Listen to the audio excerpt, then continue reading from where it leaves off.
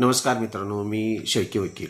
आजच्या व्हिडिओमध्ये आपण महत्त्वाची गोष्टमध्ये IPC कलम 88 काय सांगते आणि त्याची तरतूद काही थोडक्यात पाहतो. मित्रांनो, एखाद्या व्यक्तीनं दुसऱ्या व्यक्तीसाठी सद्भाव केलेली कृती तिच्या संमतीनं जर अशी कृती केलेली असेल आणि त्यामध्ये त्या व्यक्तीचा मृत्यू व्हावा अशीही कोणतीही हलगर्जीपणा त्या व्यक्तीनं केलेला नसेल किंवा तशी इच्छाही नसेल किंवा तसा मृत्यू घडवून आणण्याचा कोणताही उद्देश केलेला कृती जी असते त्या कृतीमुळं जर त्या व्यक्तीचा मृत्यू झाला तर तो अपराध गृहीत कायद्याच्या दृष्टिकोनातून धरला जात नाही.